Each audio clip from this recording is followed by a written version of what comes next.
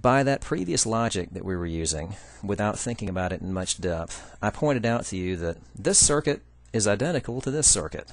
I said the first stage looks identical to the second stage, and it does. There's just a little coupling capacitor in between it.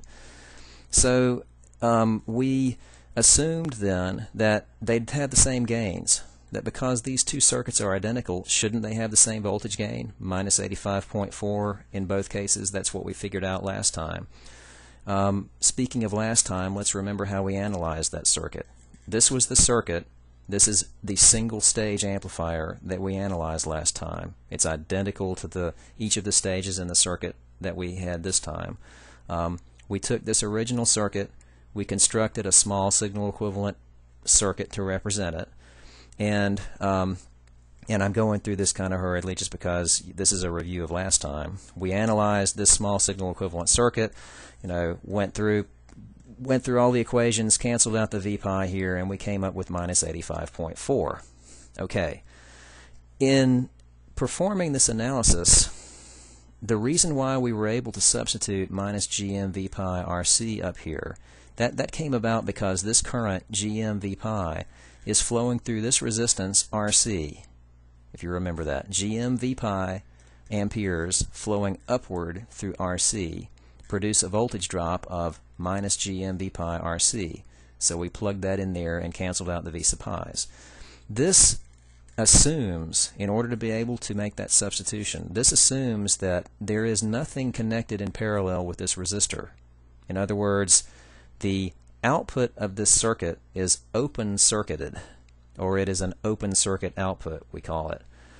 Okay? In order for this circuit to have a gain of minus 85.4, it has to be open circuited. Now, let's return to our two-stage amplifier and look at the first stage. Is the output of the first stage open circuited? Well, I think you can see that the answer to that question is no.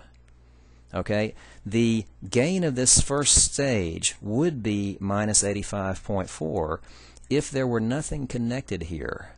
But because there is a connection between the output of the first stage and the input of the second stage, this number, minus 85.4, is not correct. This is not the gain of the first stage, in other words. And likewise, if you look at this hybrid pi, this small signal equivalent circuit to represent this two-stage amplifier, you see I kind of tricked you here by, or I don't want to say I did it deliberately. Actually, I did do it deliberately, but I did it because I wanted you to see what the fallacy is in this line of thinking so that you won't make the same mistake. You see, I pointed out to this, I drew these dotted lines here, and I said, look, the first stage is identical to the second stage. But I conveniently ignored the fact that looking at the circuit this way kind of makes you unaware of the fact that these resistors are in parallel with one another. So, in other words, when we have this current coming out of the first stage, GM1 V pi 1, it's not just going to be flowing through RC1 by itself. It's going to be flowing through RC1 in parallel with these resistors here, R3 in parallel with R4 in parallel with R pi 2. And in other words, it is affected by the input resistance of the second stage. And in the parlance of electronics, we say that the input of the second stage loads the output of the first stage. The term load in analog electronics means to draw current from. So that means that the second stage right here is pulling current from the output of the first stage. And the effect that has in our computations, we can return to this slide and see what happens. You see, up here, we have this parallel combination of four resistances here. In this second stage, in the output of this first stage, where it connects to the input of the second stage, we have this current GM1 V pi 1 flowing not just through RC1 by itself. If it were just flowing through RC1, we'd only have an RC1 here. But that current is also flowing through the parallel combination of RC1 in parallel with R3 and R4 and R pi 2. That's why that term ended up there in the numerator, and there in this expression, and there in this expression.